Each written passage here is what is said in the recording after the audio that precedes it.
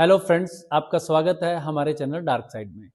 सबसे पहले आप लोगों का बहुत बहुत धन्यवाद इतना प्यार देने के लिए। 15 ही दिन पहले हमने ये चैनल शुरू किया था और आज हमारी टीम, हमारी फैमिली 111 मेंबर्स की हो चुकी है। उसके लिए बहुत बहुत धन्यवाद। आज हमारे जो ये वीडियो है, इसमें मेरे कुछ नन्हे मेहमान आए हैं जिनके कुछ क्वेश्चंस और कुछ क्वेरी है, कुछ क्यूरियोसिटी है। आज हम उसी के बारे में इसको डिस्कस करेंगे, जो आने वाले समय में आपके लिए भी फायदेमंद हो सकती है। मेरी एक कन्फ्यूज़न है कि इन्वेस्टर और ट्रेडर में क्या फ़र्क होता है?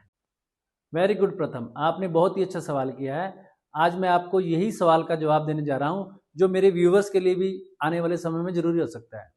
मार्केट में 3 तरह के लोग होते हैं, जो अपने आप को ट्रेडर भी कहते हैं और इन्वेस्टर भी कहते हैं।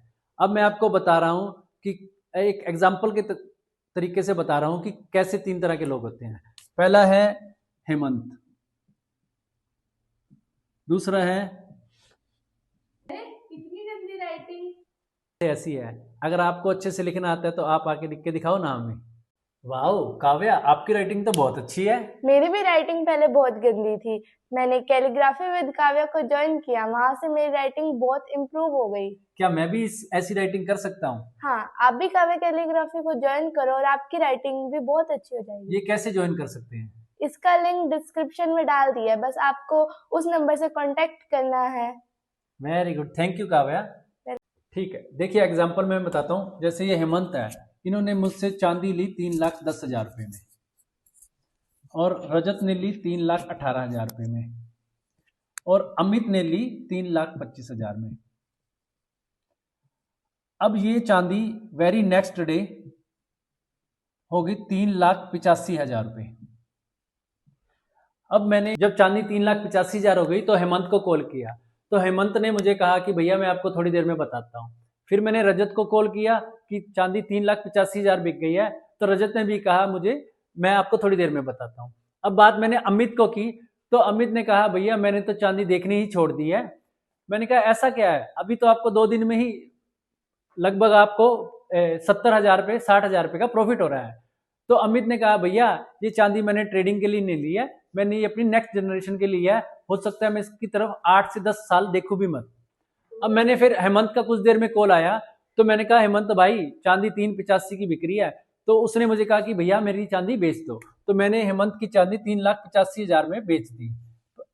हेमंत को 75,000 रुपये का प्रॉफिट होया विद इन 2 डेज।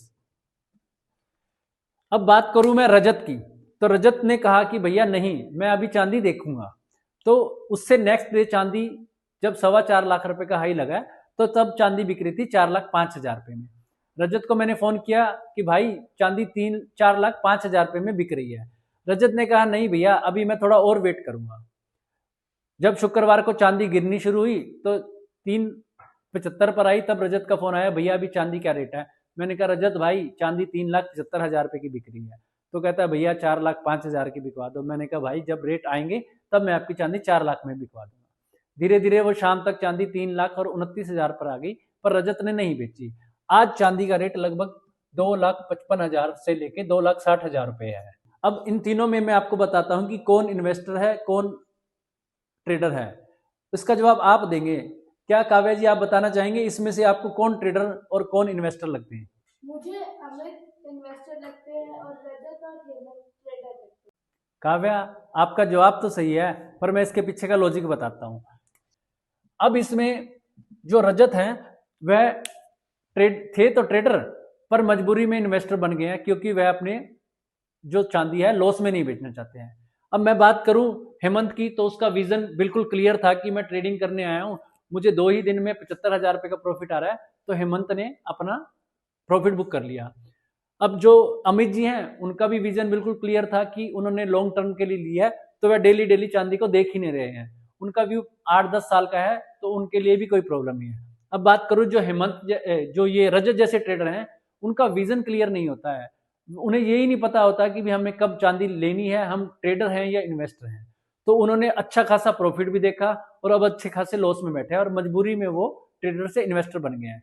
अगर आप भी मार्केट में ट्रेड करना चाहते हैं तो ट्रेडर बने, अगर आप इन्वेस्ट करना चाहते हैं तो इन्वेस्टर बने। अपना विजन क्लियर रखें मार्केट में आने से पहले। प्रथम मैंने जो अभी तक आपको एक्सप्लेन किया है वो उससे आपका जो क्वेश्चन का आंसर आपको मिल गया होगा। और मेक श्योर मेरे जो व्यूवर्स हैं उन्हें भी अच्छे से समझ आया होगा कि हमें मार्केट में ट्रेडर बन के रहना है या इन्वेस्टर बन के रहना है।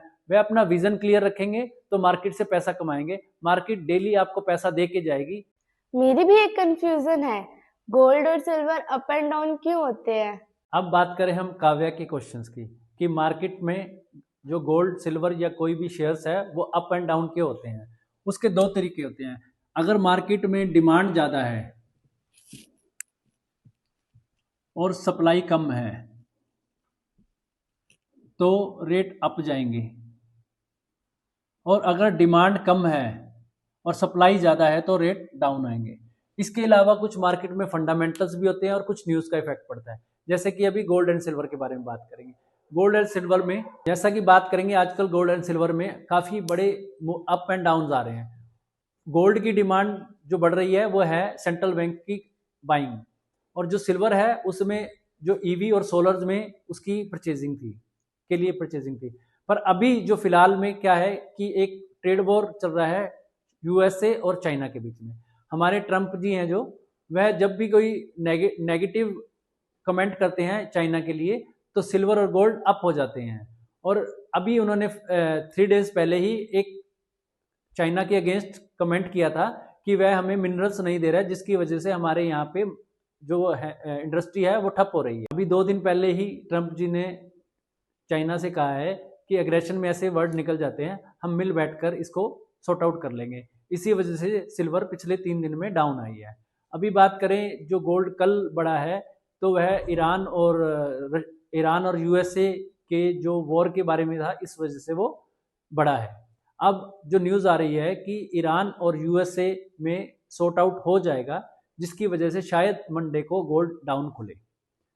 काव्या, आपको जो मैंने समझाया है शायद आपको अच्छे से समझ आ गया होगा, और मेक श्योर मेरे जो सब्सक्राइबर हैं उन्हें भी अच्छे से समझ आया होगा। हाँ, मुझे बहुत अच्छे से समझ आ गया। आपका बहुत बहुत धन्यवाद। Thank you.